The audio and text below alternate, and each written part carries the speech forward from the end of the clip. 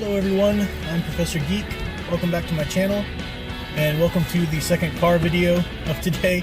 I promise this is not the new norm for my channel. I just had this other idea and I wanted it to get out there into the internet world before I could get around to producing a video. That is what I usually like to do, but I've got Son of Thomas Gate Live tonight and other things going on. Still some classes to teach today. So I wanted to talk about another thing that occurred to me regarding the Captain Marvel and Avengers Endgame and all that nonsense. I did just put out the previous video a few moments ago, actually, at the time I'm recording this. I made a video about a week or so ago entitled The Real Victim of the Captain Marvel movie, and that real victim was Black Widow. Black Widow, because as I pointed out, she should have had the first woman-led Marvel Cinematic Universe film, absolutely. There's no question about it. And I pointed out in that video that the reason why no one supported Black Widow having a movie as strongly as they are trying to force Captain Marvel's movie on us, because Black Widow is not the intersectional feminist ideal that they really want, and that is Captain Marvel. That's who they want. Black Widow is a very feminine character. She owns her femininity. She uses it as a strength. She fell in love with a man. Gasp. She is upset because she can't have children. No. We can't have that kind of thing for our feminist icons nowadays. No. So they moved over to Captain Marvel, who they'd been grooming in the comics to be a grade A biatch for a long time. just flat out saying how it is. But it occurred to me that there's another true victim of the Captain Marvel movie and of the way that they're trying to force Captain Marvel into the Marvel Cinematic Universe. And that victim is Captain America himself. Captain America, the first Avenger. As soon as they started to drop little reveals about Carol Danvers and Captain Marvel, and as soon as it came out, obviously, from the film, that Nick Fury names the Avenger Initiative after her, after one of her code names or whatever it is, on her plane that he sees in that picture, they have retconned this into the MCU now. This is, you can try to ignore it if you want, but they have made this completely canon now. They have gone in, it's bad storytelling because they're ignoring some of the things they've already set up, and they're retconning that and pushing this into, trying to interweave it after the fact. That's just really shoddy storytelling, very cheap storytelling that they should be above. But they have written it in now that Carol Danvers, she is the reason for and the inspiration for the Avengers Initiative. She is what has given Nick Fury the idea. She's the inspiration for the whole idea. That has never been the case. That's not what the entire MCU has been built on first. What was that first Captain America film called? The First Avenger. Now, a lot of people just don't even consider that. They think, oh, well, it's just because they were trying to build up to the Avengers film at that point.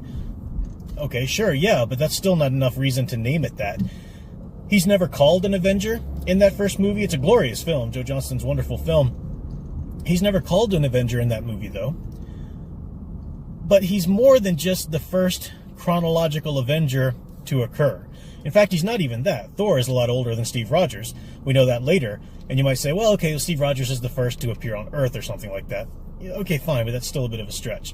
The reason that film is called Captain America, the First Avenger, is because Captain America is the first character in the MCU to embody the type of heroism that goes on to inspire and define the Avengers themselves one day.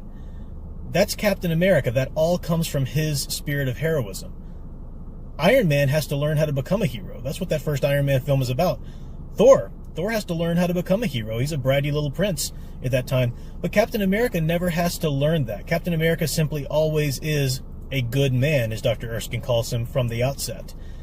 That is what makes Steve Rogers so special, and that is what makes him the first Avenger. The inspiration he gave to the world during a trying time of World War II, and the inspiration that's carried on through the decades up until another time in the MCU's history when they have a trying time and the Avengers are needed. And you think about Steve Rogers as a character, as Captain Marvel. This is a man who's extremely powerful. He's been given extreme physical strength, agility, power. He has great charisma. He could be quite a force to be reckoned with. He could be a dictator if he wanted to. He could really take people over. He could be a horrid bully. But as Dr. Erskine tells him, you've known the true nature of power since you've been a weak person physically, and now you'll respect that power. Captain America is not a womanizer. like Tony Stark is in many times in his life. Captain America doesn't glory in war and the accolades and the glory of victory like Thor does when we first meet him. Captain America does not define his masculinity by aggression. He's not an aggressor, he's a protector. That's what Captain America is. Captain America's not out there to score with a bunch of women. He always wanted to find the right one, right?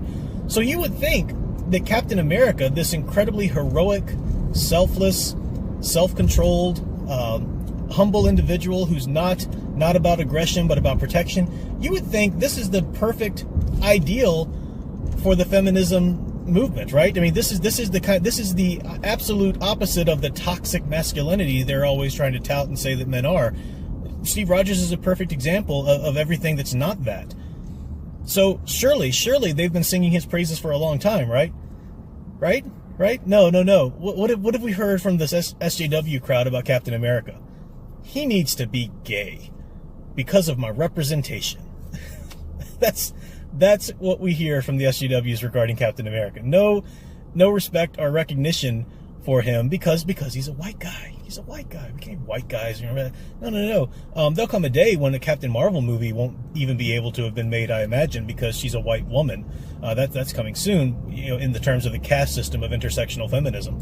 But anyway, that's the problem. He has been the spirit, the inspiration of the Avengers. Now, what does it mean for the future of the MCU that he's no longer the inspiration and the spirit that Carol Danvers is? Well, that means that the Avengers themselves, the act of heroism in the MCU, is now going to be defined by the embodiment of it we see in Carol Danvers, in Captain Marvel. And what do we see in Captain Marvel? There was no self-reflection whatsoever. There was no, hey, I have some faults. I need to be careful not to do X, Y, and Z. No, none of that at all. She was just a constant, the entire film of Captain Marvel was a constant self-affirmation for herself. She's amazing. She's always been amazing. She will be amazing because she's amazing. She's just amazing. There's nothing for her to do. I mean, even Captain America had to overcome or really face the idea and make sure that he was wanting to join the war to protect and not just to prove himself. That was one of the subtle themes in there as well. You don't see that with Captain Marvel. That is the new spirit of heroism in the MCU. She is now the first Avenger. She's the one inspiring all of this, and that's the kind of universe we're going to get. I imagine it's going to show up even in Endgame. I'm sure we're going to kill off some characters or whatever, but they're going to set this all up, and that is the universe they are going to push forward from this moment on, unless Backlash is enough, where they try to quietly sort of step away and retcon some of this nonsense they've been doing. I don't imagine that'll happen, though. It is still possible, but I don't imagine it'll happen. People are desperate to quiet any dissent from this. If you look at the comments on, not only on my videos here, but look at the comments on anybody's videos who are speaking out against Captain Marvel. I've made videos before on the silly little attempts and the different manners in which they try to silence people. And one of the new ones that I'm seeing a lot now is, just don't watch it. Just don't watch it. You're making such a big deal of this. God, just don't. They're trying every little thing. They tried to shout us down. They can't shout us down. So now they're trying to to chide us down or to condescend us down or to mock us down or whatever. It's not going to work. People are never going to sit quietly and accept this shovel full of shit that you people are trying to lay over our superheroes universe, because it's not just, our superheroes, our fandom, our basement dwelling hobby. No, idiots.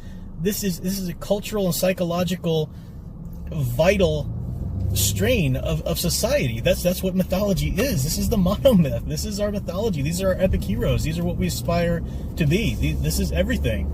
So yeah, it's a big deal. So I thought about that. Captain America, absolutely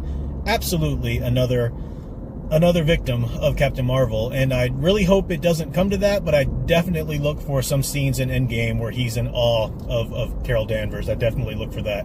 Definitely look for him to, defer to her leadership even at some point. I mean, it's going to be there. It's going to be there. Nonsense. Ridiculous. It's just, we'll see. We'll hope for the best, but prepare for the worst. So that's all for this one, and I will see you very soon again with a non-car video about some other things, comic reviews, movie reviews, cultural analysis, and more. Until then, keep enjoying and digging deeper into the hero stories you love. Thanks for watching.